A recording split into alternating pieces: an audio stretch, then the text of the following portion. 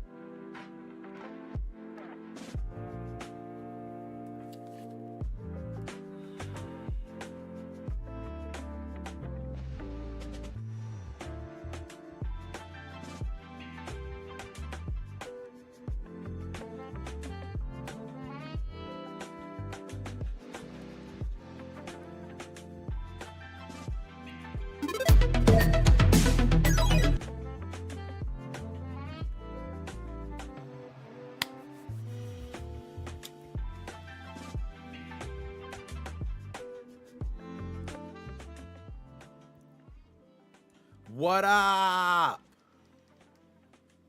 What up, y'all? What's going on? It's your boy Nick Motors 05 Mo Fam. We are in the damn building. Okay. I'm right now trying to share out the stream like we normally do. Let's cut the music. Let's cut the damn music, man. We got such a fire show today.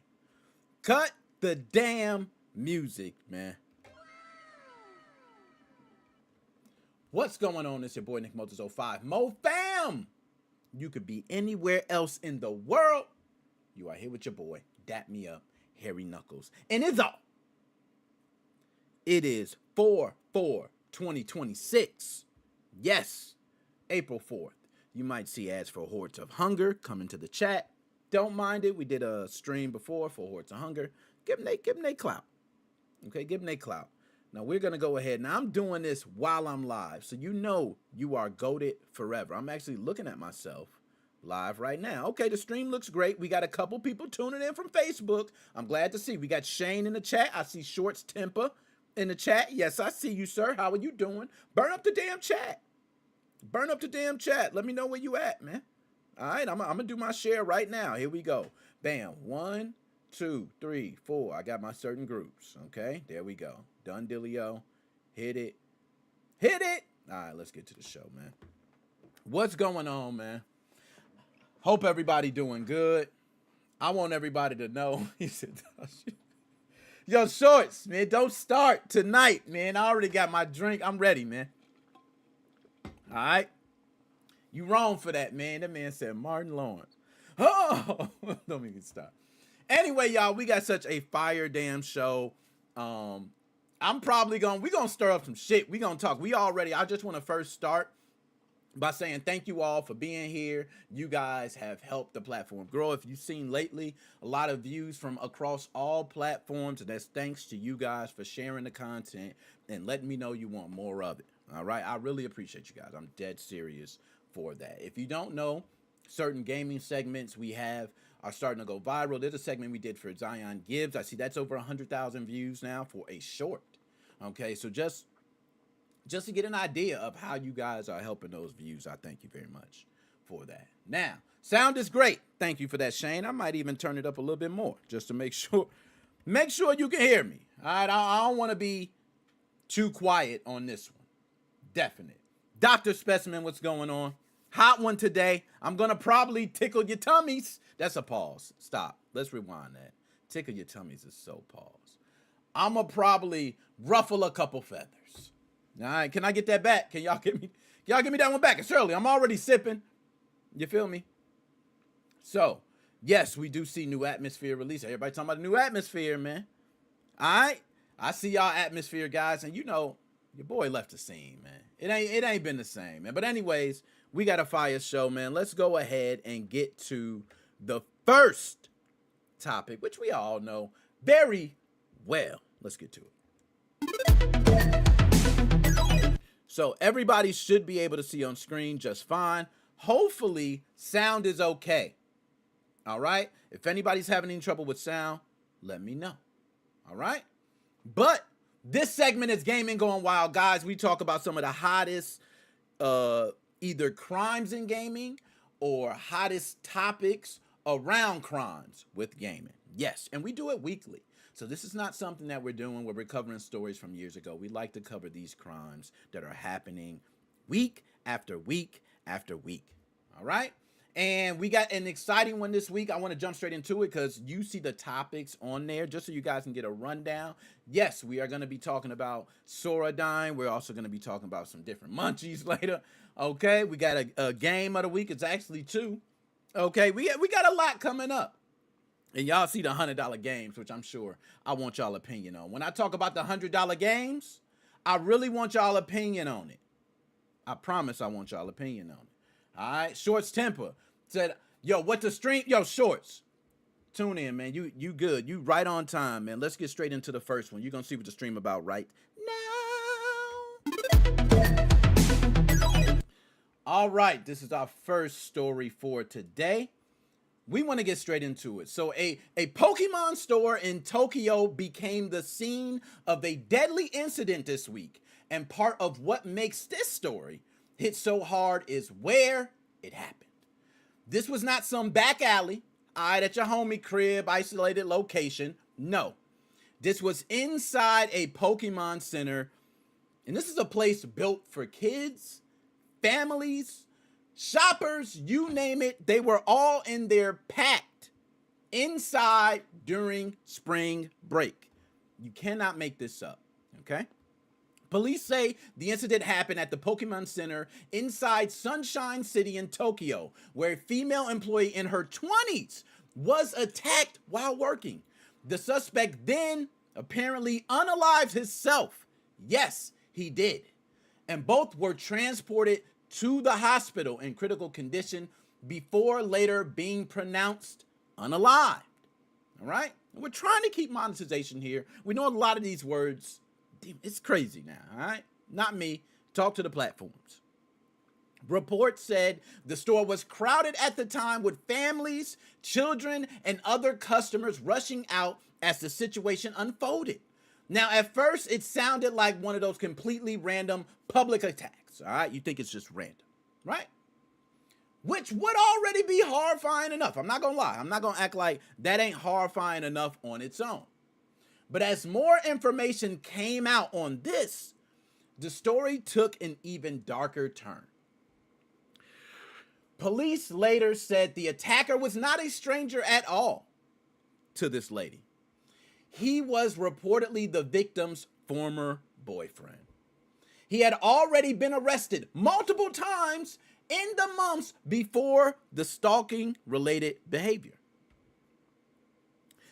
That is what really changes the way people look at this case, okay? Because you have so many different people already being part of this because there are multiple accounts of this.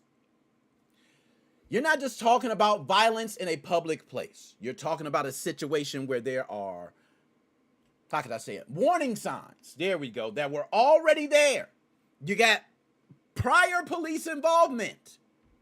You got a restraining order. There was a damn restraining order. It had already been issued. But even with all that, he was still able to show up to a workplace and carry all this out. I don't understand.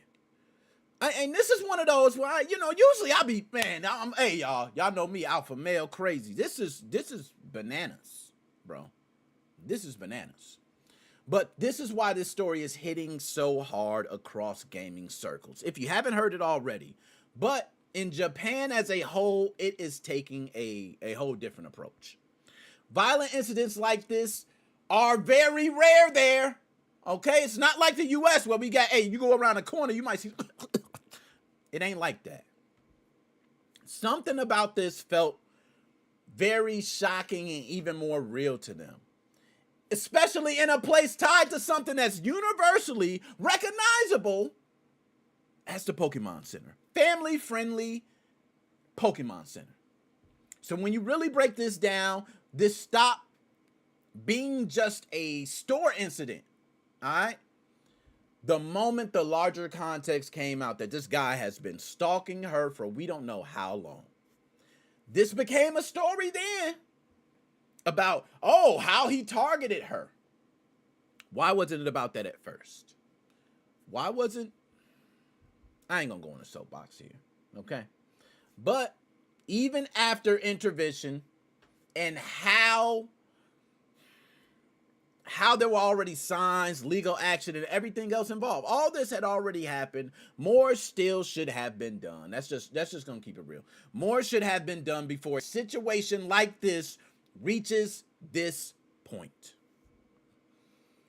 I want to say condolences to the young lady. I want to say condolences to the gentleman's family. I don't think nobody should lose any family members at all. But to watch this young lady go through this and people were around, nobody stopped, it's shocking there. And in the U.S., we typically do get a couple people that will jump in and save, but a lot of times it is like that. We have become a society where it's all about everyone for self. And this is an exact representation of that. Let's move on to the next story. Condolences. Next story. I couldn't wait to talk about this one because this is in my neck of the woods. For those who do not know, you can see it on screen right here. I love to have these videos so you can watch them live, direct, and in person because they give a whole different meaning. But video gaming machines in Illinois have become, let's say, a regular target, okay? A common target for thieves now. And you got another attempted burglary in Elmwood Park that turned into a damn police chase. A crash that actually involved a squad car. Yes, you got suspects running through the neighborhood, backyard. So imagine you eating, you turn around. Yes. Police say officers responded to a silent alarm at Phil's Sports Bar on Harlem Avenue at about 4:49 a.m., where they spotted two suspicious vehicles that match one's linked to a burglary in Palos Township, believe it or not. And when officers moved in, what do you think happened? The suspects tried to flee. Police said the driver of a stolen Alfa Romeo, all right, crashed into an Elmwood Park squad car that was trying to block the escape. Didn't give a pluck. He ran, pow! We getting out of here, homie. And although that vehicle initially got away, I ain't gonna blame him, he initially got away. Officers later stopped it and took the driver into custody. Two other suspects ran from the scene on foot, and one of them eventually got caught in the backyard of a home in the 2200 block of Neva Avenue in Chicago. I'm gonna just say Neva. I don't know if it's Neva. I don't know how to pronounce it. All right, and that's I'm from Chicago. Okay, but the 2200 block of Neva Avenue. Neighbors said they saw officers make the arrest, and you know how neighbors get. They stood outside and watched the entire damn thing. One homeowner described police lights all over the area after getting alerted that someone was in the backyard. A second vehicle, a Honda Accord, was also chased, but the police was not able to get them. They were able to actually get away. That guy got lucky.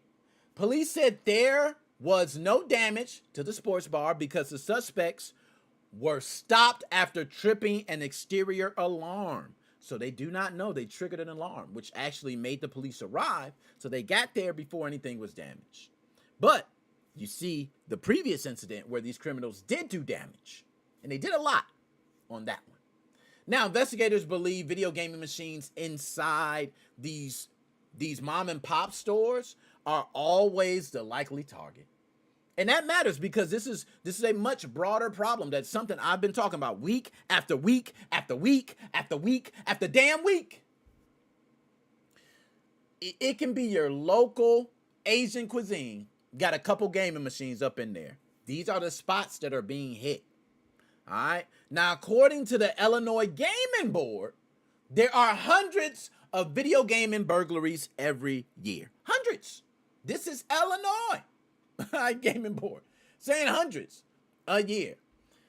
There's millions of dollars stolen when this happens. And the numbers are just rising. It's going to be more because these machines hold cash, and redemption machines hold even more.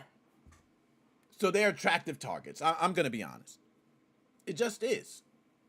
Now, the report also highlighted a restaurant owner in Blue Island who had installed video gaming machines just 3 weeks earlier before thieves broke in with sledgehammers, stole cash from one machine, and left multiple machines badly damaged. That's what you're seeing. Okay? You're seeing that on screen. And they just tore that damn place up. Now, small business owners are all starting to weigh in on whether extra traffic and cash flow are worth the risk. Because it's an added risk, believe it or not. You're probably going to become a target. Industry officials, business owners, they're all looking at stronger security options for these gaming machines because they want to keep the revenue coming in, but they want to reduce how much cash is kept. I understand why. Believe me, I understand why. And that's going to likely require some broader action. So you're going to need to start talking to some politicians, but definitely need some broader action. For a lot of these businesses, though, this is turning into a real trade-off because these machines help bring in money. They do. I actually was at an Asian cuisine spot not that long ago, and they had the gaming machines right there. And while I was sitting waiting on the food, they was playing. Right? They played at least $100 right in front of me. I didn't see $100 of food being bought at that time. So I'm just saying these gaming machines bring in money, and the trade-off is you might get hit up. So I don't know how insurance works. I'm not sure about that, but you have to repair damages and everything up front. Insurance doesn't work right away. Just so anybody knows, it's not like, oh, I do this, insurance, give me money, and it just works like that. No, it takes time, and in that time, you still got a business to run. You got to pay money up front. It's a process. But nonetheless, we hope the best for all these different businesses in Illinois, especially the South suburban area. Having these gaming machines, it is a world. I ain't gonna say world, because I think trading cards are becoming a world thing. But I do think video gaming machines are definitely the new U.S. hot target all over the U.S. That is what I'm going to say right now as we cover it week to week. Let's move on to the next story. Man, this one made me feel sad. I ain't gonna lie. You know, usually I can be, kind of chipper, upbeat. This one's kind of crazy. I'm not gonna lie. And I appreciate everybody tuning in. I see we got quite a few tuning in Facebook. Also, we got a couple people. If you can, everybody, I thank y'all so much. If you could share out the content, hit the like. It really helps. Also, if you want to clip, you're on Twitch or YouTube, anyone you can clip on, do anything, do what you like. I don't give a damn. Burn a damn chat up. When I get to $100 game part, I want to know how y'all feel. All right, but we got to talk. A lawsuit out of Minnesota is raising serious questions about what should and should not be allowed inside a mental health facility. This is after a man was unalived by his roommate, and the situation is now being tied to a video game. Yes, it's being tied to a video game. They're saying that a video game that staff allegedly should never have allowed this gentleman to play in the first place is the main cause for this happening. And we're going to talk about it. So, the case centers around a state-run psychiatric facility in St. Peter, where a patient named, and I know I'm going to butcher this name, but I'm going to give it a shot, Abdurrashad Hussein. All right? We're just going to say a patient named Mr. Hussein. He was found unalived in his room back on January 1st of 2024. We want to say condolences to him. But he had been placed in the facility due to severe mental illness. But according to reports, his condition had improved enough that staff moved him into a less restrictive unit where he shared a room with another patient. Now, that roommate is guess who? Yes. That roommate had a known history of violence and had previously been found not guilty by reason of mental illness in the killing of his own sister. I should have said unaliving, but that was just, I couldn't even believe this. Okay, but yes, we're gonna stay unaliving. Okay, we got a, sorry, monetization. YouTube, can you rewind that, please? Okay. But yes, I did not stutter. That roommate had a known history of violence and also had been previously not found guilty for unaliving his own sister. The reason was mental illness.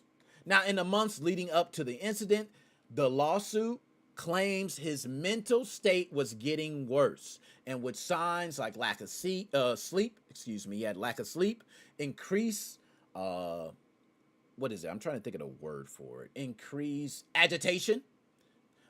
He had missing treatment sessions. All of these were already known to the staff. The staff knew all this. But according to the lawsuit, despite all these damn warning signs, staff still allowed him to access what they say violent video games in a shared area, including the video game which they believe had a lot tied to this is Assassin's Creed Valhalla. They believe that even though the facility had rules against that type of content, they were allowing it, and this also made him feel more violent, and they blamed the game for that.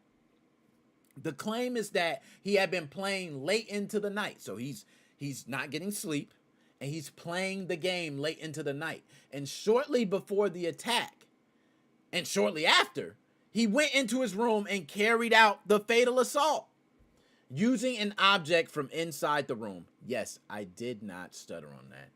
Shortly before the attack and shortly after, he went into his room and carried out the fatal assault.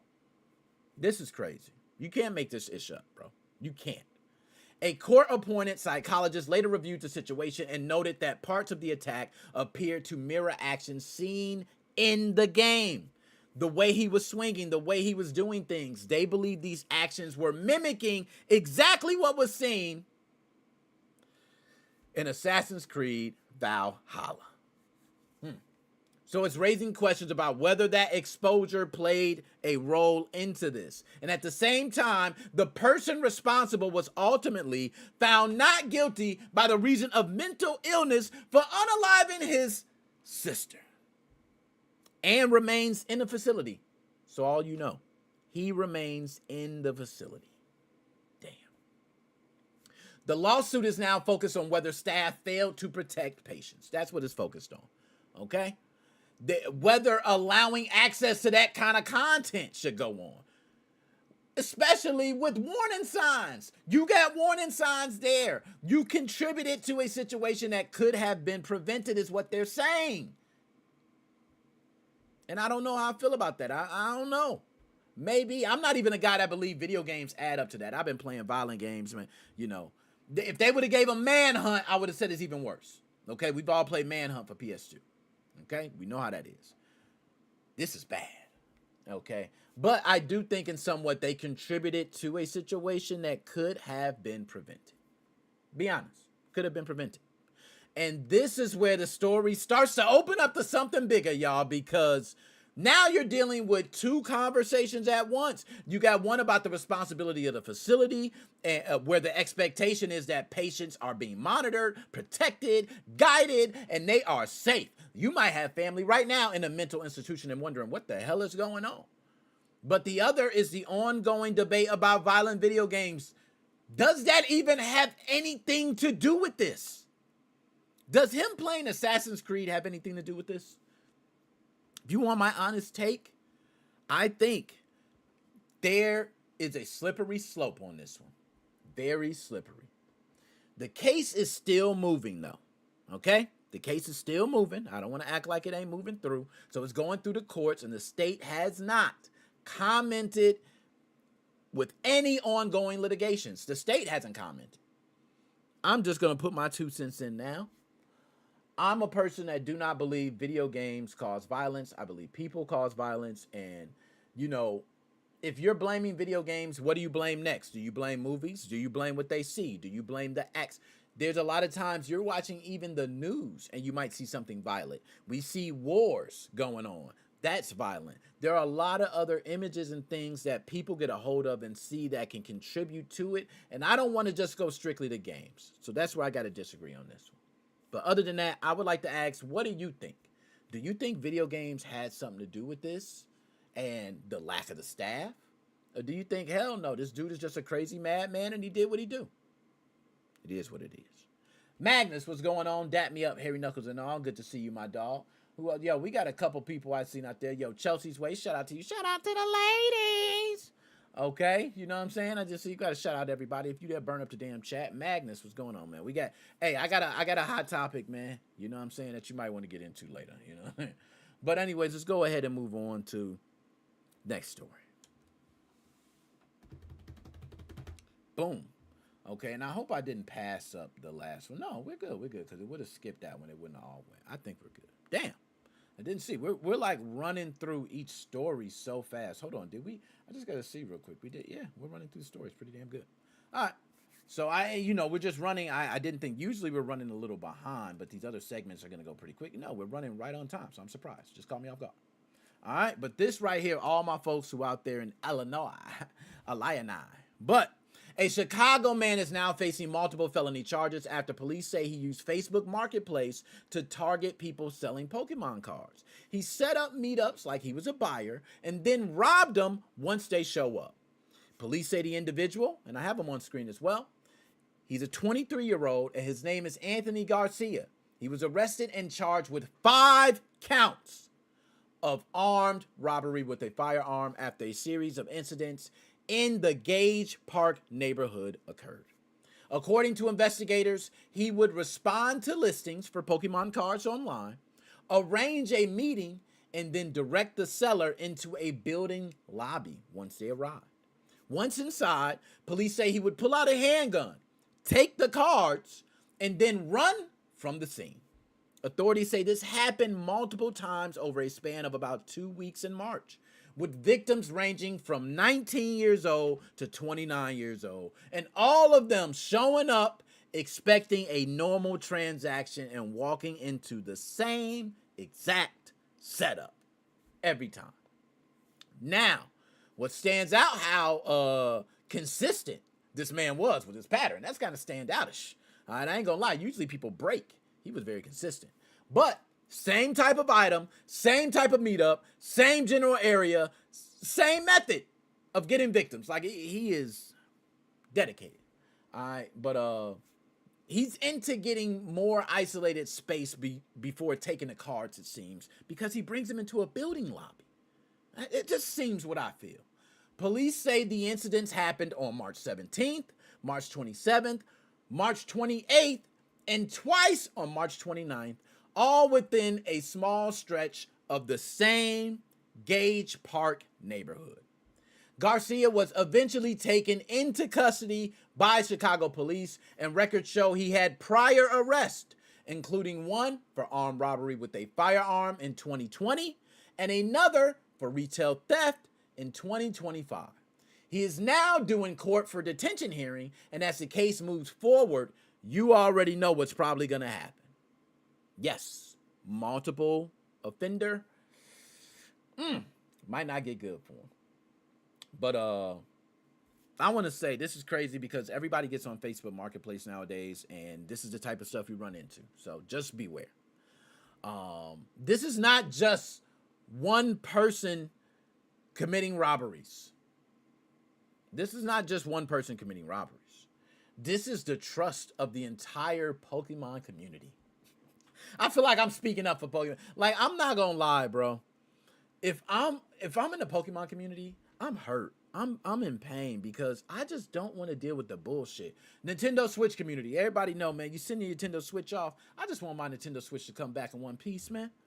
All right, if you gonna modify, put a mod chip on it, man, just send it back in one piece. That's all I'm asking. So this is more what it's really about. It's not about him. It's not about Anthony. It's gonna be many other Anthony Garcias out there. We got to start figuring out how to get around these guys because this market right now, it's about high value items, planned meetups, and setups. Okay, that's it. High value items, planned meetups, and setups. That's all it's about from now on. Okay, so if you are going to be on Facebook Marketplace, please be careful. Okay, because this also puts a spotlight on how people are using online marketplaces. They ain't just using it to really to really sell something. They're meeting up with someone, okay? And especially you're meeting up with someone you don't know to exchange items, and you think it's normal, and they know, yeah, you think it's normal. But cases like this show how quickly that shit can turn into something else if the wrong person is on the other end. That shit turns in a snap. Okay. Yeah, put a mod chip on. Yo, what you know about putting a mod chip? But I'm gonna ask y'all right now, when you are buying or selling something like this online, okay? Like you selling Pokemon on cards. Let's say you got a Pokemon card worth $10,000, $500, $10. When you are selling something like this online, is meeting in person still worth the risk? Or do you think these transactions should be handled in an entirely different way? Like maybe there should be a building you both go in that is secure, that you have to pay for, that has glass in between, that is like protected. It has a machine that takes the card, verifies it, makes sure it's okay. And like we need to have some intermediary. That's what I believe. And y'all, that is gaming gone wild. Now that was good. We got to go ahead and get on the show. Damn, that drink good. Now, we got, okay, I want to get to the comments. All right, I couldn't do it. I agree. I couldn't do it either. Just me, myself. I couldn't do it. If I'm selling a Pokemon card for $10,000, yeah, we gonna be strapped up. We gonna be strapped up, bro. We gonna have a GAT. And guess what? I'm not even having a card on me. You know what? I ain't even gonna tell my strategy. I'm gonna get part of the strategy, right? Wouldn't even have the card on me. Okay, so we gonna do the meetup. We gonna do the whole shebang. I'm gonna make sure you straight. I'm gonna see the money, right? You gonna see I got a picture of the card. You gonna see the person with the card. It's gonna be a live feed. You ain't gonna know where they at. All right, I can have them pull up right now. Like my I don't know. I be on some mafia mob type shit. I don't know. My mind be working crazy. Let's go ahead and move on to the next topic, man. I'm just tripping right now. I can't even believe I'm about to give up my secrets. So, y'all, I want to go through this one quickly. I don't want to waste too much time because, you know, OpenAI is shutting down Sora, y'all. How do y'all feel?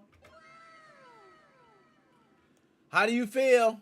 Okay, I need to know. Round 2. Fight.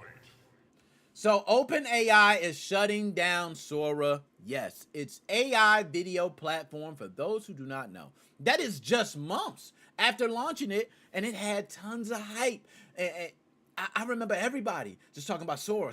I even jumped on it. They had me on it for a bit, right? I ain't posted a bunch of Sora videos. I didn't do it. I can say, thank God I didn't post a bunch of Sora videos, okay? Because I would have been that guy, okay? But this is one of those situations where the headline sounds surprising at first, but once you look at what's actually happening behind the scenes, it's all going to make sense, okay? Excuse me, that drink's pretty damn good, man. I didn't mean to drink so much, okay? Sora was introduced as a way for people to generate short AI videos from simple prompts, okay? It quickly picked up attention because how realistic some of those clips looked. A lot of people loved it. The idea was that this could turn into something bigger. Also, a social platform where people could share AI-generated content, have fun, similar to TikTok or Instagram. How many of y'all have used Sora? Do not lie, okay? But this Sora was built entirely around generated videos. That was going to be the beauty around this. Okay, being entirely built around generated videos. But that moment didn't last long. It didn't at all. Reports showed that the user growth dropped overnight. Okay, no, I ain't dropped overnight, but it dropped off pretty quickly after the launch. Okay, so we seen a quick buzz and a bubble burst came and boop, there it goes. So it dropped off very quickly after launch, and at the same time, the cost of running the platform was getting extremely higher. Okay, so generating a video takes a lot more computing power than text or images, for those who do not know, geniuses. Okay, and the estimates suggested that the platform was costing themselves around $1 million a day to even operate. We've seen that article. It was out there. Yes, they were paying $1 million a day to even operate. Even without the massive growth behind it. They continue to try to continue going. And there was also growing concerns about what people were actually creating, okay, on the platform. Because we've seen some weird things. We've seen a lot of people requesting things being taken down. I seen Martin Luther King.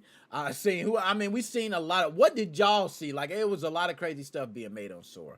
But that made the app run into issues. You had deep fakes, non-consensuals. You had realistic videos involving, MLK, like I said. But all this led to backlash. You got advocacy groups. Advocacy groups. That was kind of wild. All right, but you got advocacy groups, you got creators, and even more partners. A lot of people had to step in. Okay? And that's what made OpenAI, start restricting a lot of content. You started seeing them restricting certain types of content that you didn't even expect. And that added even more pressure to the platform. So now people can't create even the things they want to create it. So it got even harder for Sora. So at the same time, the business side of things wasn't lining up. You got OpenAI reportedly preparing for a public offering. Yes, they were. They had a potential public offering on the table. So they were focusing on products that bring in consistent revenue, enterprise tools, coding platforms, all that shit. So a damn consumer app that costs a lot to run struggles with damn moderation. You don't know what's going to work, what's not. It looked crazy. It didn't even look real. It was just, oh my gosh. Nah, it's hard. Ain't nobody want that. Nobody want that. So OpenAI said, we're going to shut this shit down. I know exactly what they did. I would have did the same thing too. I would have shut it down. Pixelated, what up? Good to see you, all right? Burn up the damn chat. If you in the chat, man, burn the damn chat up. All right? But instead of trying to force it and paying $1 million a day, the company decided to shut it down and redirect resources elsewhere. And I ain't gonna say this is where the story gets interesting, but this is where it gets interesting, yes, because it wasn't just about one app going away, because you're also going to start seeing a lot of other flashy AI product shit gone. How much you want to bet? This is the start. A lot of people have been waiting for this, and I'm going to tell everybody now. I called it a long time ago. Everything that seems good at first that everybody jumps on, even the most casual people, if it can't be used to benefit them from day to day casually, they won't continue to use it. Simple as that. So you're going to see a lot of AI tools start falling behind the waist. You're going to start seeing a lot of different subscriptions offering the same AI offerings. So now you can say, I'm going to leave this one and go to this one. I'm going to leave here and go to there. AI is changing. We're still going to use it. It's great. I'm not going to say it's going to die. But us as humans are starting to appreciate authenticity and realness. And you're going to start seeing more and more as the years go on. I predict it now. You're going to see us as humans start appreciating authenticity and realness and actual humanity a lot more than AI. Watch. Mark my words. All right, now I want to get the pixelated comment. Let's get to it. Sora was pointless to keep open. OpenAI is already not making profit, and Sora isn't useful for the average consumer. What I got for you, man? I'm gonna just give you a sound, man. Yeah, you needed that, man. You needed the NWO music, pixelated. You dropping knowledge, man. You dropping knowledge. I'm gonna be honest. I started using Sora. I actually had a lot of ideas. I still have ideas that I'll be doing, but I actually made a movie, a short clip of a movie, I would say, like a trailer of my idea of what I was gonna make of a full movie of Sora. Yes, and it takes a lot of work for that. You need voice, right? You need a lot of things to be spot on. And I just felt as I made the trailer was beautiful. Everybody loved the trailer. Everybody said, yo, that's a great idea. I did nothing else after that. I didn't feel it. And I gotta feel it. I'm a guy that feels it. If I don't feel it, it goes to the wayside. All right? So anyway, yo, my dog, appreciate that. Yo, that's what I'm talking about. He hit the sub, man. Let's get, hold on. What I got for you, man? I hope I don't mess it up for you, man. Yes, you get the Booker T, the 5-time world champ, man. All right, the 5-time world champ. But we're gonna go ahead. We gotta move on to the hot subject. I'm just gonna say And I don't know, you sub pixelated. I don't know. You might get hot on this next one. We're gonna talk. But yes, there'll be a bigger conversation around AI later. We'll talk more. But Sora is dying. We all see it. We all know it. So let's move on to the next one. All right. Bow. Let's go. Okay. So I know a lot of people are not probably going to agree with me on this. So I'm going to take a sip first before I even get into it. I want to ask, first, I want to ask everybody here now. You see the title. Why $100 games make sense? Now, if you're verticals, it got a misspelling. So don't worry about if you're watching it vertical. All right. I don't know where the misspelling came, but normally you see it all right. So I would like to ask, why do you think $100 games does not make sense? I want to ask everybody right now, why would you not pay $100 for games? I want to ask that. Anybody. Any answer would be a good answer, right? Why would you not want to pay $100 for games? I mean, you want to save money, right? You need more money. Games already cost expensive enough. Give me 100 different things. It does not matter. I understand. But you can give me any reason. I'm going to say this, and this is my hot take. This is going to be the first time. And I'm going to preface this first by saying that I am a person that did not believe my stance that I'm taking now. Okay? If you look at previous videos of mine, you'll actually see where I complained about $70 games. Okay? I complained about the price of $70 games. I remember when $70 games first hit. I was mad as hell. I remember. Now, there go a reason. Okay, Pixelated. Pixelated gave us a great reason. Why don't you want $100 games? Pixelated said, because I'm broke. Great reason. That's a great reason, right? If you're broke, you don't want to pay more for games, right? I understand, Pixelated. I understand, okay? But I'm going to say this, Pixelated. Here's where I stand on it, okay? So, I think you're already paying $100 for every game you get. I think you are, okay? I want to go ahead and break down the reason I believe this. And I want every reason of what I'm saying is stupid. Y'all, I want y'all to destroy me on this, y'all. I want y'all to tell me how dumb I sound. Okay, please tell me how dumb I sound. I want you to destroy any point I make because I'm ready to debate. Okay, I'm ready for it. Every time a new AAA game drops at $70, the same conversation happened.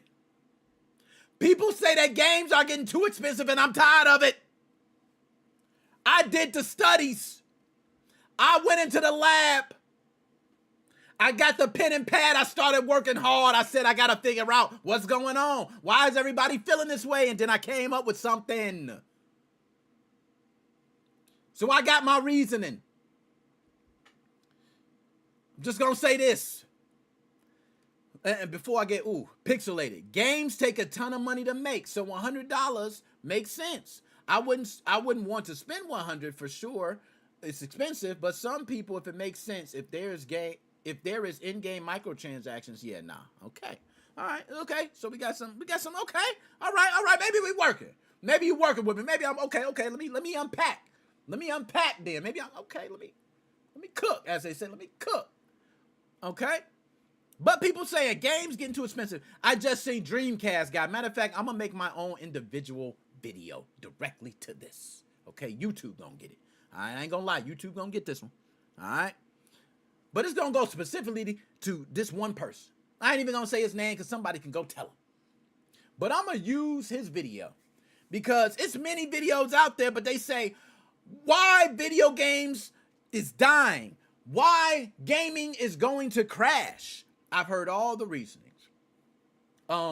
Companies are getting greedy. Okay? Gaming is becoming harder to afford. As my man Pixelated said, we're being broke. But when you actually look at it, the numbers, that story don't add up. Okay? And it don't fully hold up for what you're saying. Okay?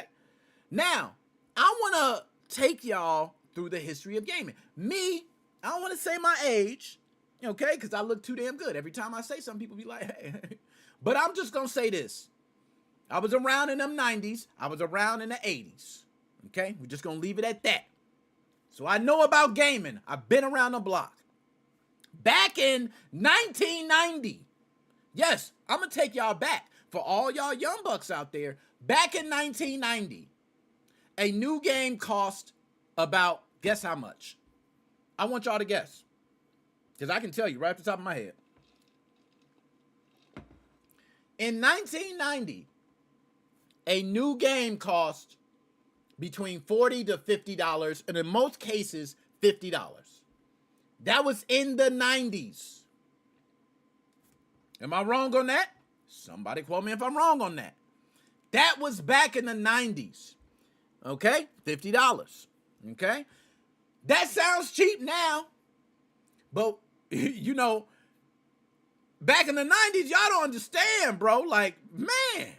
Okay? $50 was a lot for a video game. Your parents wasn't just going around getting you a bunch of games like that. That was a lot. Okay? So that may sound cheap now, but when you adjust for inflation, that same game would cost somewhere between $120 and $140 today. Think about that. If we adjusted video games the same rate as a lot of other things in this industry, okay, I don't want to say in this industry, let's just say in the economy, you have video games then being priced at $120 to $140. What do y'all say to that? Okay. All right. So is video games still expensive? Might not. It still can be expensive and opinionated, right? But based on inflation, it's not. It's just not. Let's be honest. It's just not. But that is a technicality. Games are technically cheaper than they've ever been. I mean, technically, right? You can play Fortnite for free. You don't have to spend a dime. You can play Apex for free. You don't have to spend a dime. You could buy a game when it goes on sale, $20. You could buy a AAA game when it releases and it's crap, Cyberpunk, and then you wait for it later. You could buy it for what? $15. AAA, right? It's not just games either. Look at everything else around you, man. All right? Because I want to talk. I want to slow down. I don't want to go too fast. But I just want to say, when we talk about inflation and games cost too much, I just want to know it's everything around you, bro. It's not just the price of video games. It's the price of the movie tickets you're going to pay for. Because back in 1990s, I swear we was paying like $5 for a brand new movie ticket to go see a new movie theater. You pay a movie ticket now, it's $15 damn dollars, if not more. Okay? Fast food. I remember going to McDonald's. They had multiple $2 combos. Multiple $2 combos. You can get a daily double combo, came with a burger, fry, and a drink, $2. Right? They had a cheeseburger, hamburger appreciation day. It was 29 cent, 39 cent cheaper. You can go ham. Cars, bro. I don't even want to get started with cars. We already know where that go. But everyday items have all gone up, all across. Games have only gone up about 40%. Okay? Only about 40%, while others have doubled. Others have tripled. Why is that? Why is games only up 40%? Is games still expensive? I need you to debate me. Tell me why I'm wrong. Wyatt, what's going on? Jesus went away so I can live. Thank you. All right. Baseballing. Thank you, sir. How are you doing? You know, anybody, it seems like if anybody disagrees at any point, I want to hear why you disagree. Right? And it's not to destroy your argument. This is a nice, nice debate. We're going to discuss. If you have an opinion, I want to hear whatever I say that sounds dumb. Just let me know. Say, Nick, that sounds dumb. It's no way nobody's going to go for that. Okay? But everything else doubled and tripled except video games. Video games went up 40%. I'm sorry. That seems pretty good to me. All right? And If games followed the same path as everything else, it would be $120 to $140. So on paper, games are not overpriced. We have to stop saying it. We have to start breeding that type of culture. Games are not overpriced. It is something that is being fed to you. It is something you're being told 24/7. It is not. Everything around you is costing more. Games, based on everything else for inflation, you're not feeling it. Bro, trust me, games are not expensive. They feel overpriced, and that's where the real issue is. They feel overpriced. Feel. Okay? The $70 price tag is not the full price tag anymore. Let's keep it real. All right? And I'm going to unpack that. Hold on. I want to get to some of the chat. Okay? And baseballing, I see what's going on. Movies in the 90s was probably $2. I ain't going to lie. I'm not going to lie. They had to do, you know what? I remember I used to go to the $2 show. Every Tuesday, they used to have a $2 show. Shout out the South Suburbs of Illinois. They used to have the $2 show. Brand new movie tickets. Don't even talk, man. Come on. We ain't even going to do that. I don't disagree at all. But if the game was $100 and highly pushing microtransactions, I don't think the game should be that much. I agree. You know what? I'm going to unpack on that. Average movie price in the 90s was around $4. It's at least 3 times that now. Think about that. Average price, $4. 3 times that. If video games was $50, that means you'd be paying $150 damn dollars. I'm keeping it real. John, what's going on? Dap me up, Harry Knuckles and all. John, I'm on one. Okay, I'm on one. Hold on, let me finish, because I don't want to get... My man said microtransactions, and we're going to unpack on that. The $70 price tag is not the full price tag, though. Let's keep it honest, all right? I want to pick up there. The $70 price tag is not the full price anymore. It's the starting point. After that, what do you got? I want y'all to tell me in the chat. You know, tell me. We got DLC. What else we got, y'all? We got battle passes. What else we got, y'all? Skins. What else we got, y'all? Upgrades. What else we got, y'all? Different editions. What else we got, y'all? I'm telling you, they splitting the content up. You ain't paying $70 no more, man. You are paying over $100 for a game now. So before you know it, that $70 every time turns into $100 anyway. So the problem, I'm telling y'all, is not about the number you see up front. I know everybody thinks that number you see up front because you see $70 up front. It's really how everything is structured. The cost to make games has exploded. I don't know if you guys know that. Okay? The cost to make games has exploded.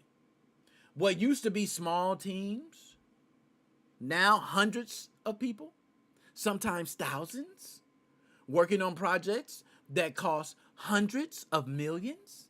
Y'all remember when we started? It wasn't that. It was 2 guys with the computer, man. You know what I'm saying? That's what we started. You know what I'm saying? Now we got the small teams is hundreds of people. Yes, it's many games where a small team is 100 people. That's crazy. That's crazy to me. A large portion of the industry's money now comes from what my man Pixelated talk about. Microtransactions. I want y'all to know, I don't want to get the numbers wrong on that. Let me see if I could actually pull. I don't even know if I got the numbers in front. You know what? I ain't going to pull it up. I'm going to take a guess. Because I used to have percentages and everything.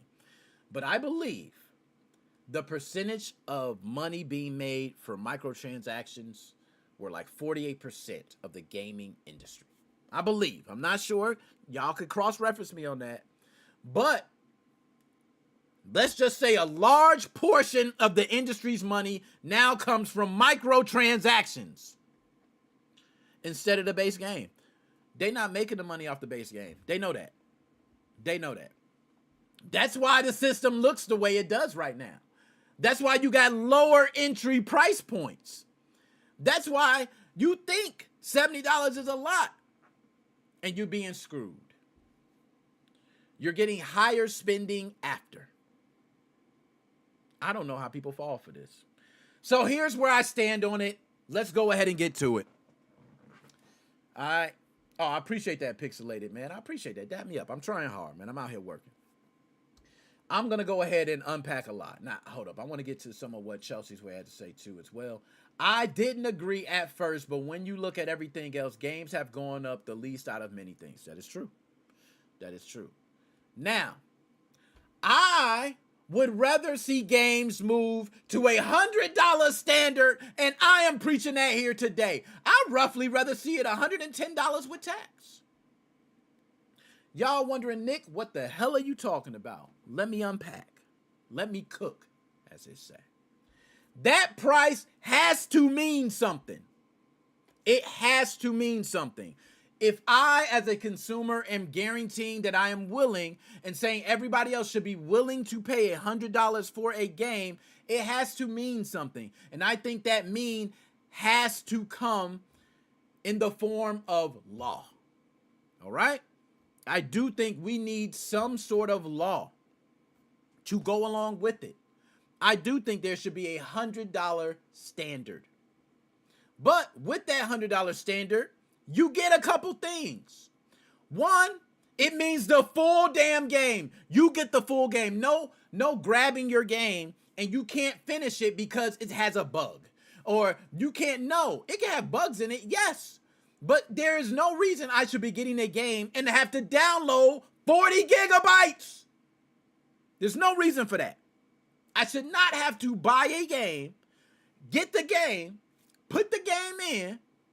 I got to connect to the internet and download 20 gigabytes. That is unacceptable from this day forward, but I will make one exception. There are a lot of games that are bigger in size. So, there are some games that may require, it's not a lot, but there are some games that may require you to either have the, both disc in some cases, but we need to have a full game. That's it. Next thing, we need to have updates included, which means every bug fix, every update, everything that comes. And we need to have, by law, a guaranteed 2 updates. We need to have a guaranteed 2 updates, which means anything that we are unhappy with, you are going to fix within an update. And I know it's kind of like, hey, they're just going to throw out some bullcrap updates. Yes, that's what's going to happen. But I'd rather require an update to happen. So not only do we get a full playable game that can be played from beginning to end, we also get minimum 2 updates within the game's life cycle, which means forever. Okay? And you get 1 DLC included. That is a hell of a deal. So, for $100, $110 plus tax, you would get a full game. You don't got to worry about, oh man, I put it in and now I got to, nope. You put it in and start working. You get updates included, all right, which means you're going to have at least 2 updates in the months to come, and you're going to get at least 1 DLC included, which means it might be characters, might be stages, might be, an entire storyline. There's no tiers, no splitting content up, no paying multiple times, no microtransactions, none of that shit. $100 for your game, and you guaranteed to get a game that's not gonna die on you after a month. You're guaranteed to get a game that you know if others pay for it, you're going to have a stable community base right there. Because right now, most players are already spending that amount anyway. It's just spread out over time. All right, that's it. It's just spread out over time instead of being clear from the start. We all got to be honest on that. So there are real concerns around this. You got, first of all, wages ain't even keeping up. Let's keep it 100. Wages haven't kept up with inflation. Okay, inflation's getting too high and wages are not keeping up with it. That's why I say everything's getting high. Okay, and wages are not keeping up. So that affects how people feel about pricing, period. Games are launching unfinished. I understand. That's what's making people feel. They don't want to pay $70. People don't trust paying more money up front. They're done with it. They're done. They're like, I'd rather wait. I'd rather wait until a sale happens. Hey, Nick, why don't I just wait until a sale? It doesn't matter anyway. Right? So I'm going to tell you, there's a lot of different things. One, I will agree with the guy I'm going to debate. I'm going to make a separate video for this, and I told everybody I am going to do a separate video for this, its own video. I'm going to take the gentleman, and we're going to go through each point, and I'm going to destroy every argument. Okay? I'm going to destroy every argument. No, I ain't going to say that, because it ain't the point of destroying his argument. It's just what I truthfully believe. It's what I truthfully believe. Okay? I will say right now what's happening with gaming, just so everybody can get a clear picture of what you're dealing with. You're paying $70 for a game, and when you pay $70 for that game, it's broken from the jump. Or you got to run some type of updates. You got to get updates. Multiplayer sucks, or it's a lot of different things that's coming right out the gate. That's because they have to meet deadlines for investors. So that's one. You're already getting a rush game, okay, and you're paying $70 for it, and it ain't the game you want, so now you don't want to do it. Number two, you got the people out there who said, I'm not going to fall for the old banana in the tailpipe. I feel you. I am one of them guys. I do not fall for the banana in the tailpipe unless it's my beloved franchise. I'll fall for the banana in the tailpipe all the time for my beloved franchise. But other than that, there's a lot of guys who don't fall for it. So they hold out. They know this game is going to tank. And when it does, they buy it for $10. The problem with that is if companies, developers, and everyone know this, then they're just not going to put out the games for $70. They're going to give you a free game and hit you with microtransactions. Like, people who hold out and wait to the sale to get AAA games are part of the problem of why gaming culture is dying. Okay? And believe me, I'm one of those people, so I feel bad. But it's true. The games are out there. They're cheaper. You're getting AAA games for $20 now because it died. You know what I mean? We have to have some solid ground. I believe that if Grand Theft Auto 6 comes out and it's $100 and you get a full game right out the bat, and I do believe Grand Theft Auto 6 will have microtransactions, but I think those microtransactions should exist only in the online side of the world, which means if you're playing Grand Theft Auto 6 online. If you're playing Grand Theft Auto 6 and you're playing multiplayer, just a standard base game, should have nothing to do with anything. You should be able to pay $100, get updates, get everything, more levels. Everything should keep coming to you because they're making hand over fist in the online world. So you have an online world where you could still use the whales to make the money. And then the single player can really enjoy the experience because the world is going to continue to get enhanced because you're going to enhance the world just because you might sell another $100 game to get someone else into the world of online. I think Grand Theft Auto 6 is going to be the first to do the $100, and I think we're going to buy it. But I think Grand Theft Auto 6 is going to be the first game where I think people are going to feel like it's worth it. Just me. I don't know, though. They might price it normal. I don't know. But if Grand Theft Auto 6 comes out for $100, I won't be surprised. And, we pushed it back again, right? Oh, we pushed it back again. It's going to come out on PlayStation 7, or some crazy shit. So nonetheless, that is my hot take.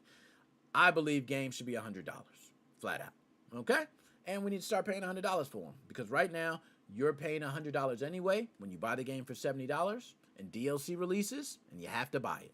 You buy the game for $70, and oh my goodness, my two favorite characters that were not in the game originally just got released for DLC a week after the game released. Go figure. Well, guess what you can do? You can now just pay $100, get all your characters, get updates, and get everything right up front. And that extra $30 per person that paid for it, that gaming company can say, man, you know what? I'm going to continue to do this moving forward. Now, I know what everybody's going to say. Gaming corporations and companies, they're all about the dollar. They're going to use you. Once they figure out we figured it out, they're going to try to figure us out for more dollars. Yes, it's true. But we need some stable ground in gaming because one thing I do agree with is the way gaming is going is not in a good direction. That we all can agree on. We get more games than ever, right? We got more games than ever. I'm happy with all the games we got, but I do believe we're going in the direction of, well, how many quality games do we have? What is considered a quality game? What is not considered a quality game? What is made by AI? Is that passion behind it? Is that okay to, like, we're running into a lot of finicky grounds where people feel a certain way.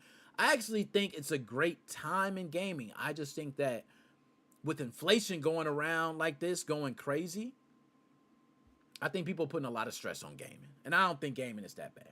That's just me. All right. So let's go ahead and move on to the next one.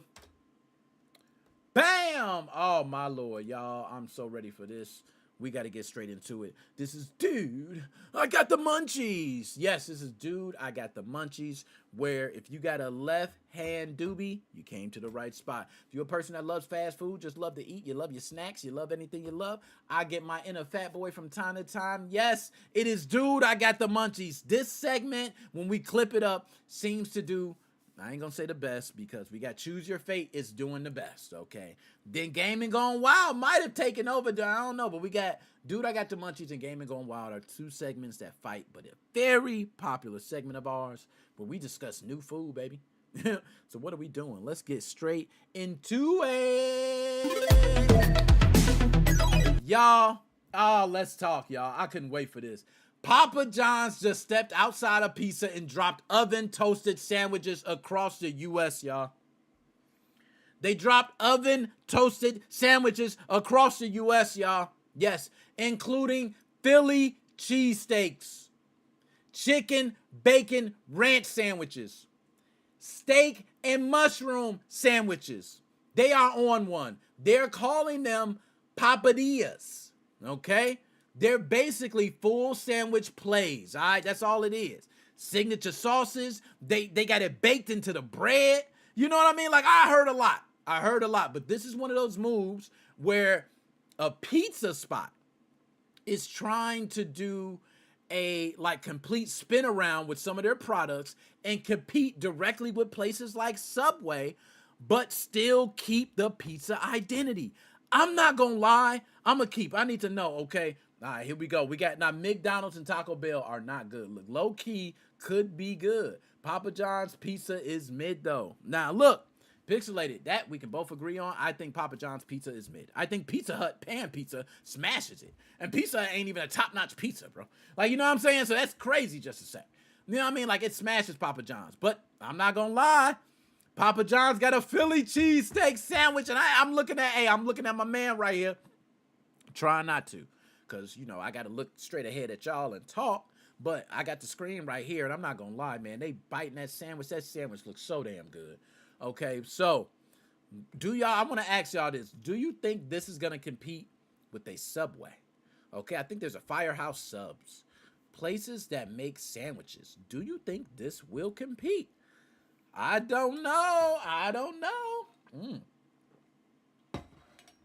Domino's is best big pizza corporation. I like Domino's.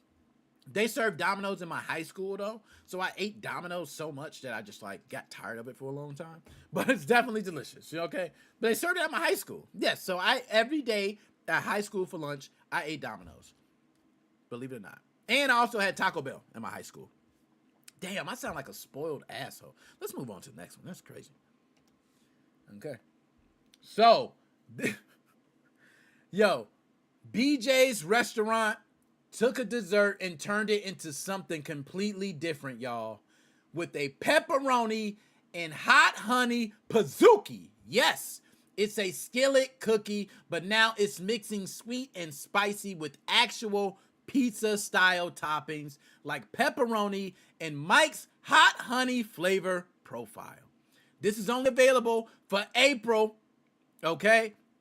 So this is one of those limited time drops that leans more into something wild than becoming a permanent menu item. So you're not going to see this for long, okay? But if you want to try it, go to BJ's Restaurants and go ahead and try you one, man.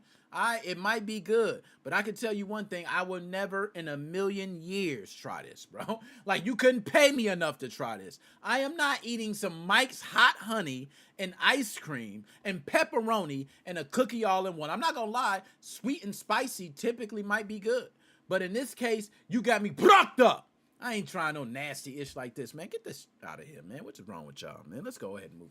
My bad. I snapped off, man. I snapped off. I shouldn't have did that. I should have did that. Bad player was going. Domino sucks. Bad player comes back. Bow with the domino sucks. I'm not gonna lie. I had a couple people tell me that. I had a couple people tell me domino sucks. I ain't gonna say it sucks. I had it for high school. So when you eat it growing up, you grow an acquired taste. Right? It's almost like caviar. You know what I'm saying? I get that shit. It's back to back. You know, ooh, I'm back. Oh, this is back home. You know what I'm saying? But BJ's restaurant got me brucked up thinking I'm about to try this, bro. They done lost their mind. Bitch, like, this isn't gonna sell. It's only gonna sell with content creators and influencers looking for views. He ain't lying. He ain't lying, bro. Nobody gonna eat that shit for real. I'm not gonna lie, those cut pepperonis look delicious, though. I like pepperoni. I'm a pepperoni guy, okay? Move on to the next one.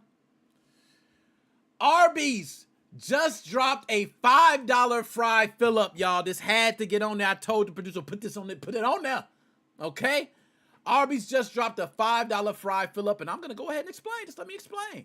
They're saying it's 3 times bigger than their normal large fry. This is centered around the curly fries because we all love the curly fries from Arby's. If you haven't had them, you better get out there and try them. They're delicious. All right? It's already one of their strongest items. But now they're pushing volume as the main selling point. And Arby's, you are finally waking up to PR. Finally, you are understanding PR. You are leaning into a main item. This is beautiful. It's also limited time only and only available in store or drive-through. So it's no order online type of ish. Okay? And from my understanding, it's a $5 fry fill-up. So I believe you have to, and I don't know, quote me on this, it's a $5 fry fill-up. Maybe you got to order some fries and then eat them first and then fill it. I don't know, man. We got to check on that on Arby's. But if you got $5 large fry like that, and it's 3 times larger than Arby's, I'm coming.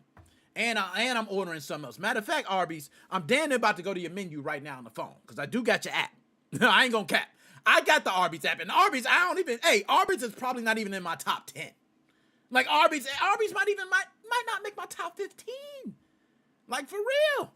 All right, they might make my top. No, I don't know. When I start naming places, you might not make it. Pixelated. Also, an extra large fries is the most American thing ever. Yo, I ain't gonna lie. Yo, a double XL fry is so American. All you gotta do is just serve up a hamburger. You know what I'm saying? Serve up a good old hamburger. We be good, baby. Good old U.S. goddamn, mate. But y'all, I want to ask, who's going to try the $5 fry fill-up from Arby's? Arby's. Oh, yes, Arby's, excuse me. See, I'm thinking, we need to move on.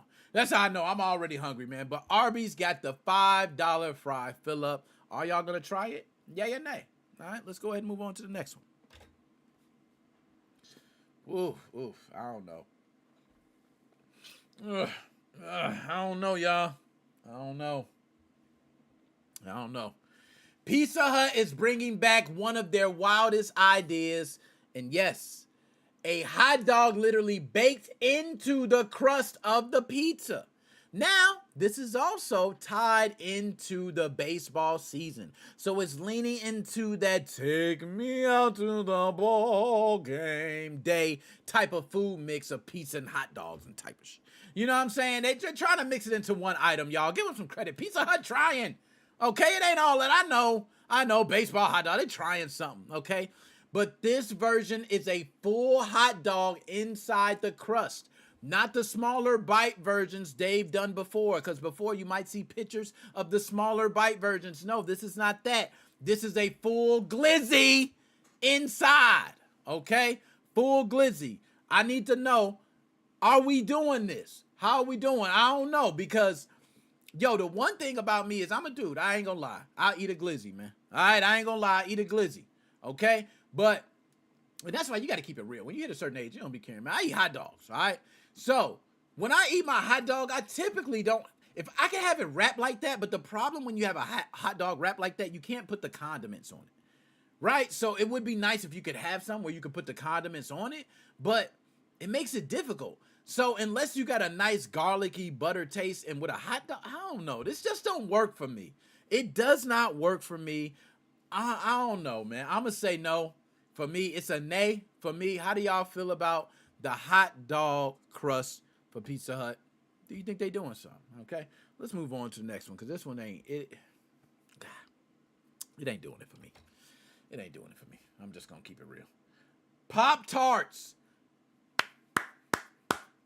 Bravo, Pop-Tarts. We've been waiting for you to come around, Pop-Tarts. We've been waiting for you.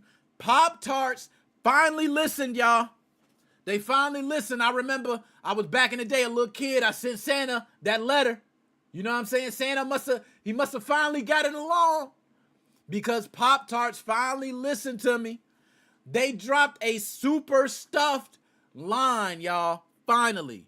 You have Pop-Tarts, super stuffed with 50% more filling. You got flavors including strawberry blast, molten lava cake, cinnamon caramel. I mean, all built around having way more filling than the standard version. I have not tried these yet. And if you tried them, let me know how they taste. I'm really curious about this one because this is one of those updates where they didn't change the product. They just gave you more of what you wanted. So I want to know, how does this taste? You know, a lot of people grew up and they go, oh, Pop-Tarts is better. But I'm going to be honest. We all hated the bread crust at the end of the Pop-Tart. Keep it real. If you ate, I'm not going to lie. If you ate that crust at the end of the Pop-Tart, I might look at you a little. Hey, I might got to ask you something. You might be a trained fighter, bro. You might be a UFC fighter and don't even know it. You know what I'm saying? You eat the crust of the Pop, the little end, the corners. Yo, the corner of a Pop-Tart is so dry, bro. You damn near choke. You know what I'm saying? Like, you have to have something to drink. You crazy? Okay, bad player. We needed these Pop-Tarts, especially the cinnamon ones. They barely ever have filling. Let me give you a sound, man. I don't even know what sound I got for you, man. I'm just picking one. There you go. You get it? That's what I'm talking about. We've been waiting for this. They finally listened. That little bit of jam in there. You know what I'm saying? And they didn't change the product from what they said. So I need to know how this tastes, man. Y'all got to run down there and let me know, man, because I'm going to get some. I'm probably going to get some tonight. You know what I'm saying? I'm going to keep it real. All right, let's go ahead and move. Shit, might catch me up at the store. You know what I mean? Let's go ahead and move on to the next one. This is what I'm talking about, man. All right, my cup of tea. You know what I'm saying? As a guy who got some stock in Microsoft, you know what I'm saying? This is what I'm talking about, Xbox. Xbox, and don't you want that? You want that, Fanta? All right? Xbox and Fanta have teamed up for a new flavor called Crimson Sour Cherry, along with special edition cans tied to games like Halo, Call of Duty, and Diablo. Each can has a QR code that gives you in-game rewards once you scan it and connect to your account. We are used to this, baby. This is our time. We all know what we do with Call of Duties and our Halos. We grab our Doritos and and we scan and put our code in, man. We trying to get that double XP time. I got so much double XP time, I don't know what to do. Right? But yes, Xbox and Fanta have teamed up. The flavor is called Crimson Sour Cherry. So this one is less about the drink itself and more about the rewards tied to it, especially if you're already playing these games. Yes, you can get a can, a nice looking can. You might want to keep one as a souvenir, right? Just put it up somewhere. Just keep it as a souvenir. You know, you never know. This might be worth money 40 years, 50 years from now. Go ahead and keep it and talk about the Xbox collab with Fanta, man. So go ahead and get you some. I think the colors of the cans are dope. You know what I mean? They got so many different colors, and it'd be nice to have one of each just to have by myself. So big shout out to Fanta. I'm a big fan of Fanta. Like, I love their drinks. I say Fanta. You know what I'm saying? So Xbox and Fanta teamed up. How about that? I ain't gonna say Xbox and Fanta. All right, Xbox and Fanta. Fanta. I don't know. Don't you want to? All right, but they teamed up, and the flavor's called Crimson Sour Cherry. What do y'all think? And that, y'all, is Dude, I got the fucking munchies. All right, let's go ahead. There we go. We did that. Let's go ahead and get on to the next one. Boom, y'all. This is Game of the Week. Y'all know a lot of times I do Product of the Week, Game of the Week. We're mixing it up. I like to talk about these because a lot of people don't keep up with a lot of this stuff. And I want to try to make sure you are kept up to speed with a lot of things that's going on with new products and new games. And I typically pick one or two to discuss, right? So today, this week, I'm gonna just say, is quite a few games that came out, and I was kind of torn. I'm gonna tell you why. There were so many games to cover, but because my old ass be falling in love with the old games, I picked two titles that I think need to be talked about. So this week, we're going to talk about two classic franchises that just dropped new versions of their game, and they show two very different ways of bringing it back, okay? And I want to know how y'all feel about it. But first, we got Super Meat Boy 3D that takes what made the original work and moves it into a new dimension while keeping the core gameplay intact. Fast movement, tight controls, short levels, all built around consistent retries that we've all grown and known to love. And that loop of failing and improving is still there. Most reviewers say it still makes the game satisfying. Now, I don't know how I feel about the shift to 3D, but the shift to 3D I heard adds mechanics like wall running, air dashing, so it expands how you approach the level, so it gives it more depth. But it also introduces problems with depth perception, okay? So if your depth perception is off, a lot of other things are going to be off. You're not going to be able to finish these the correct way. So I don't know how I feel about the 3D version. But I can tell you this, a lot of reviews mention moments where jumps look correct and they weren't correct and they failed. I played this for a short period of time. I could tell you, I love it.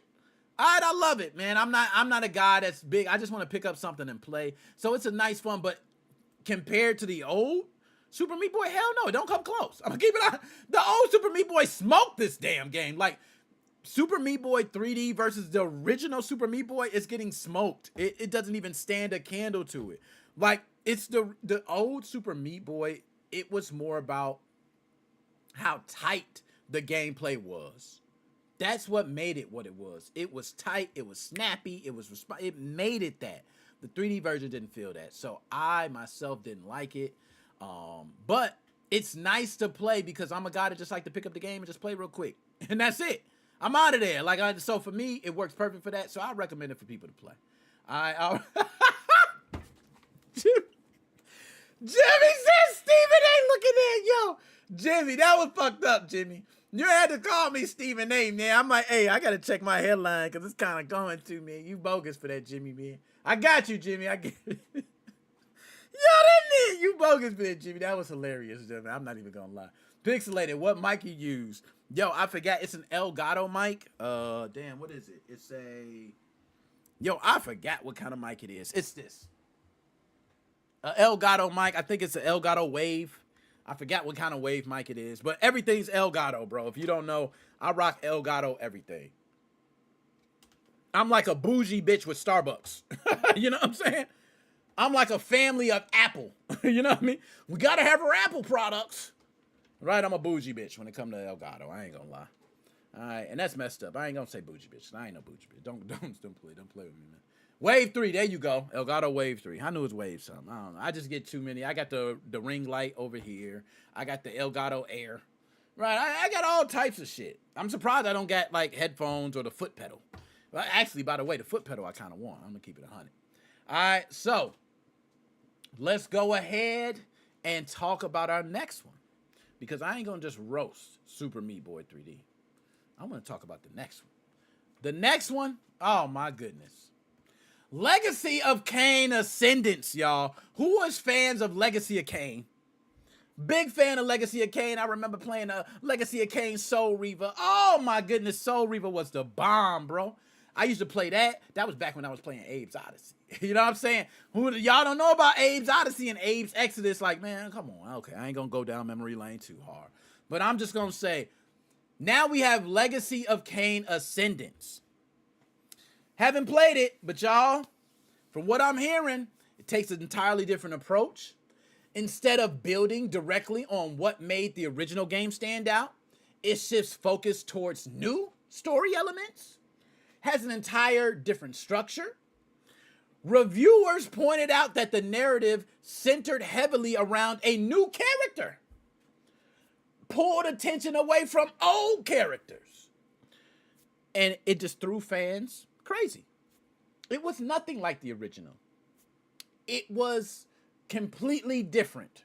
It was like a new game, from my understanding. And I'm gonna have to try it first. I want everybody to know I have not played Legacy of Kain Ascendance yet, so don't crucify me. Okay, don't crucify me. But I'm gonna give it a try. But after what reviewers said, I don't know if I want to fork up $19.99. You know what I'm saying? From a gameplay standpoint, 2D action, I can get with that. I can get with that, right? Because I'm down with the Metroid style. You know what I'm saying? I can get with that. 2D platformer, you got a little bit of combat, progression systems. You know, I'm down with that. But I heard it don't involve much past that. And it don't involve much over time. Like, what you get at the beginning is what you get towards the end. The feedback from everyone I've seen feels either average or below average or just downright, it was terrible. They said for them to wait this long for Legacy of Kain, disgusted. Disgusted. Now, I'm gonna be honest, the Legacy of Kain, there was a creator program that I could have joined for Legacy of Kain, right? I don't know. Should I join the program? I don't know, because right now they said the game's so bad, if I was forced to play it, I would be honest. I'm part of the program for Ready or Not. It's a great game, right? I could jump in there. We're going to be playing that, but this? Legacy of Kain Ascendance? Bullshit. Okay, this is some bullshit. Now, let me just tell y'all this. When you compare both games, Legacy of Kain, and then you got Super Meat Boy, night and day. Because Super Meat Boy, you can actually play and go through, and I think you'll have fun. From what I'm hearing in Legacy of Kain Ascendance, you ain't even going to have that much fun. It's just going to be a standard 2D game, and there's many 2D games out there that are better to play than this game here. Super Meat Boy 3D, I'm kind of curious to play a little more on that to tell you more about it. So, yeah, between the two, go with Super Meat Boy. If you got to pick one this week, one game to get between the two and you had to choose, just go with Super Meat Boy 3D. Say, hey, I skipped Legacy of Kain Ascendance. Thank God. Woo. Woo. And I missed it. So nonetheless, y'all, that is games of the week. It's supposed to be game of the week. I don't want to fork over $19.99. Yo, look. I ain't gonna lie, Pixelated. I did state, look, I don't want to fork over $19.99, but games should be $110. I'm going to tell you why, though, the difference. This game is not giving me what I want. I have the right to not pay it. Now, you would have an argument, Pixelated, if I said that was just too expensive for games, right? Or that was too expensive for a game. But that's not what I'm saying. What I'm saying is, a game of that quality, me paying $20 don't add up. The math ain't mathing. Okay? Now, if you would have told me $5 holla, I'm on it. Right? And that's not a sale. It's just a game. It's ass burgers. I rightfully should pay $5 for ass burgers. Now, if I pre-ordered it and this was my major franchise, I would have gave them 20. I would have chalked it up. And I'm going to tell you an example. Mortal Kombat, the Legacy Collection. I bought it. I paid for it. Do you think I thought about what was going to happen to that game? Don't even get me started. Legacy of Kain ain't got ish on Mortal Kombat Legacy. That game came out with no multiplayer support. You couldn't even play your friend. Okay, hey, you could have your friend sitting right next to you with an Xbox on his own TV and everything online. He couldn't play you. You couldn't even link up with each other. You talk about terrible, but I bought into the franchise. And guess what? They fixed it. They came out with updates. Now it's great. Okay, that's how you do. But you're right, I did. That did sound wild. So, y'all, that's game of the week. Let's get to the next one. This is the one, y'all. This is the one they all love. This is the one I go crazy on. We're going to spitball through this because I'm hungry. Your boy got to eat, all right? But I did say I want to go because I missed last week's episode. I did want to just go a little bit. So, but this is the last one. Y'all, I want to let y'all know some, just so you know, I want to see if I'm going to give you an idea. I'm going to pull this up now. This is from Choose your fate. And for the guys on Twitch, there are right now 4 people that have redeemed games. We got right here someone who redeemed the Evil Within. We got a Murder, City of Gangsters. We got the Evil Within 2. We got the Coma. Each one of you are going to get your games tonight because I've been on vacation. All right, my fault. I'm enjoying myself. All right, enjoying myself. But I'm back now. I'm back. So all of you are going to get your games. If any of you wondering from other platforms, those games are for channel points on Twitch. We have certain things going on Twitch. If you want that on YouTube, let me know. I can bring it to YouTube. Okay, we'll come up with something. We just haven't had enough people on YouTube scream do it. Right? And I can give y'all games too on YouTube for free. Okay, like we can make that work. Y'all just gotta let me know how we gonna do it. I don't know how they do channel points or if anything equivalent on YouTube, but we could work something out. All right, but choose your fate. For those who do not know, we had people still arguing about who would you rather walk past, Michael Myers or Jason. Yesterday, there was at least 6 different comments on it. We had someone arguing over the Big Mac and Quarter Pounder. That was 2 days ago. I seen comments on it. Like every day there's comments going on all these clips that we've done years ago. These clips are bangers. Choose your fate. Yes, it's Choose Your Fate. It is a gaming segment where we take 2 of the toughest choices.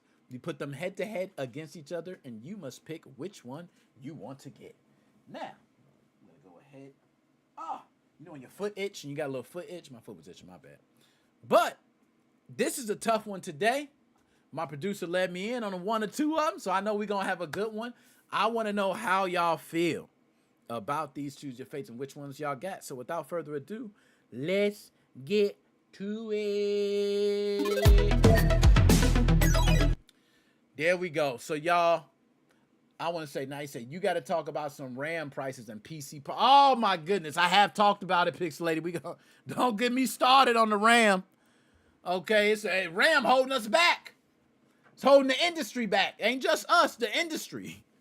All right, let me get to it. My bad. All right, I'm gonna get back to this. Let me unpack. So, which one hurts worse during gameplay? Yoshi falling into a pit or missing a weapon during gameplay that you can't go back and get? I'm gonna be honest. This one's tough. It's tough. I know the feeling I get when Yoshi falls. When Yoshi falls, I want to carry Yoshi throughout the entire level because you don't know when you might actually need Yoshi, right? You might think you're just making a jump. You might really need Yoshi. On the other hand, you miss that weapon, the rest of the game difficult.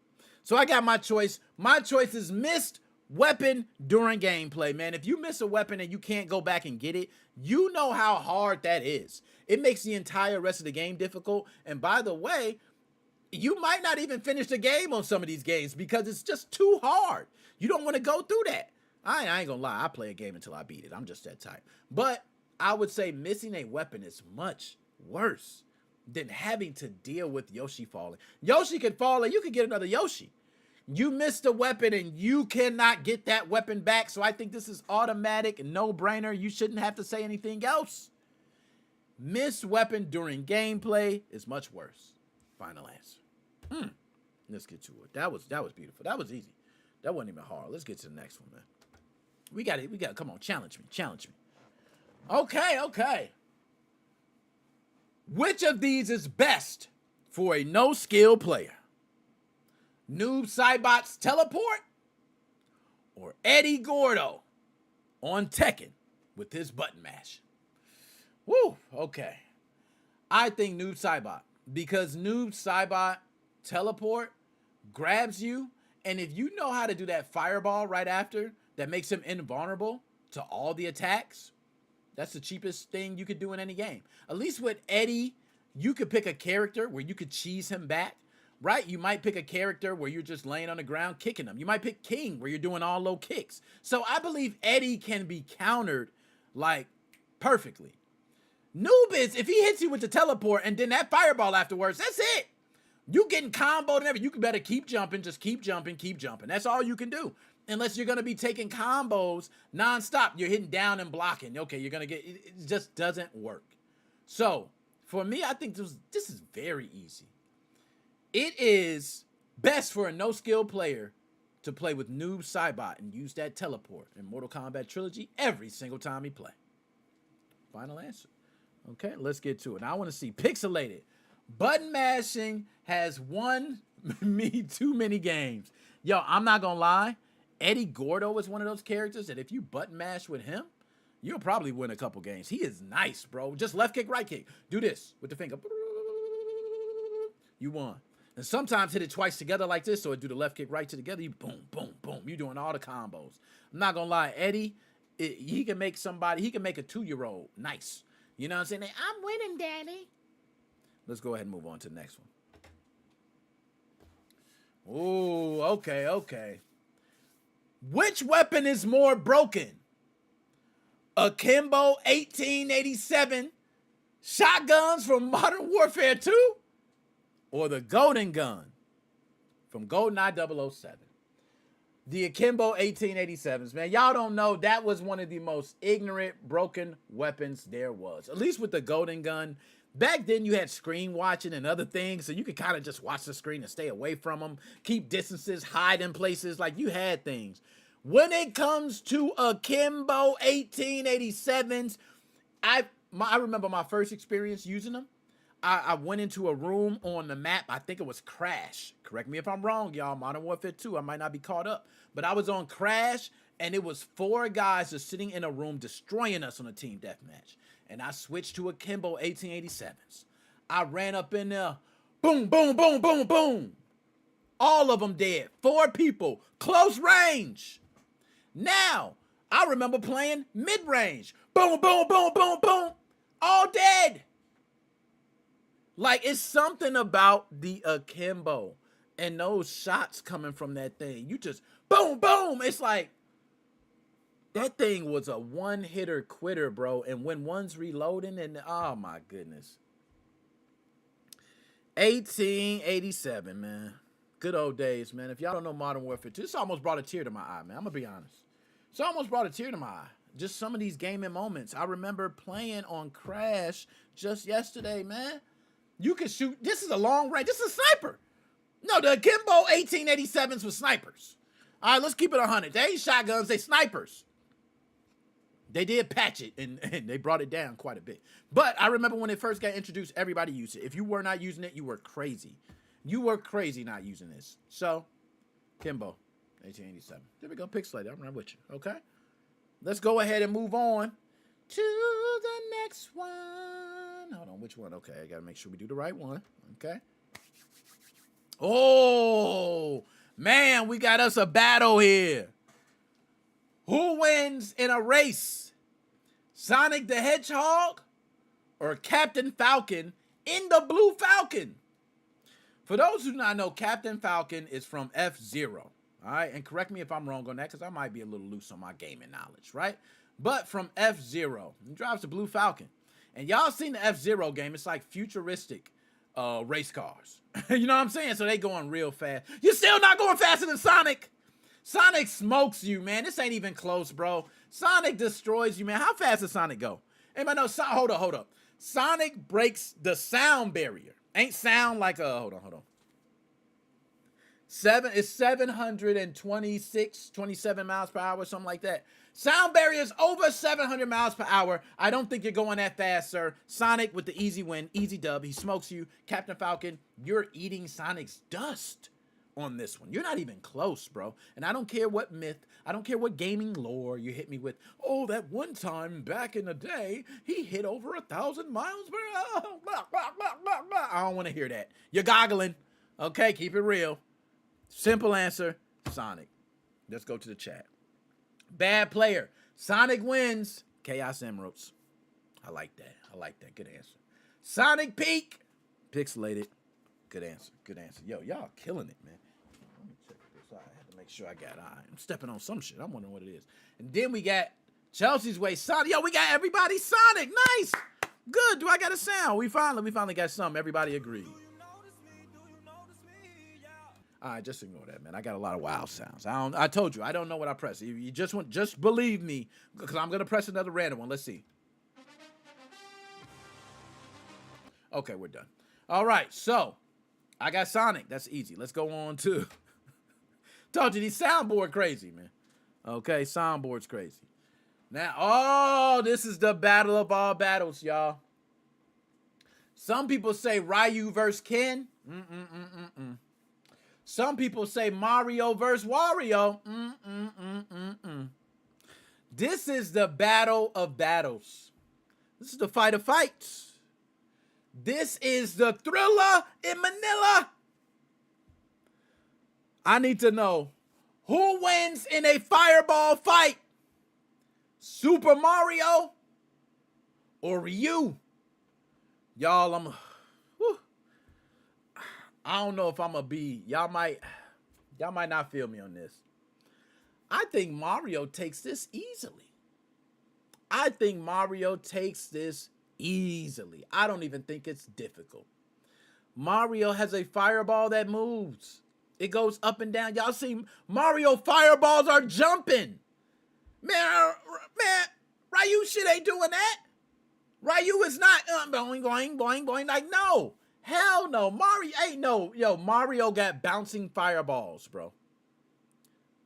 So if you ask me, who do I think better? Mario or Ryu? When it comes to fireballs, I'm going to say Mario. He smokes them. All right? Ryu better jump over 100 fireballs, and then don't let Mario get some air fireballs. They might start going like this in the air. Oh, my goodness. Mario wins this to me, man. I'm sorry. Ryu, I love you, man. You good. You're a gaming soldier, man, but I cannot lie. Dunzo. So for me, without further ado, I got Mario. Final answer. Damn. Whew, that was tough, y'all. That was tough, man. All right, all Mario needs to do is jump on his head to kill him. Bad player, funny. All right, he's little and fast. I agree. He is. He is. I don't know how you stop that. Okay, and that is choose your pay.